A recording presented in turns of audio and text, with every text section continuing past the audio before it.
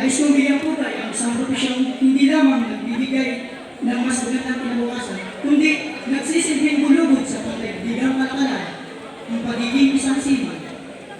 Ang isang marino ay hindi lamang manggagawa sa karagatan. Siya ay isang magbigma ng alon, isang tagapagdala ng pangarap, at isang bayan ng kanyang pamilya. Mga bakmalato Sa bawat araw na nilalagay niya sa malawak na dagat, hindi lamang pagod at panganib ang kanyang inaharap, kundi pati ang matinding pangungulila sa mga mahal sa buhay. Ngunit sa kabila ng lahat ng ito, siya ay patuloy na lumalaban dahil sa pangako na nais niyang tuparin ang mabigyan ng magandang buhay ang kanyang pamilya. Ang pagiging isang seaman ay isang propesyon na puno ng sakripisyo, ngunit nagbubunga ng tagumpay. Isa itong patunay na sa sipag, tiyaga at determinasyon, ang mga pangarap ay kaya abutin.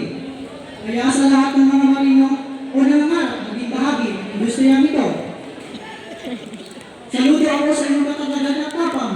Huwag kayong titigil sa pag-abot sa inyong mga pangarap, sapagkat tulad ng alon na hindi tumitigil sa paggalaw, ang inyong determinasyon ang magdadala sa inyo sa rurot ng tagumpay. Muli,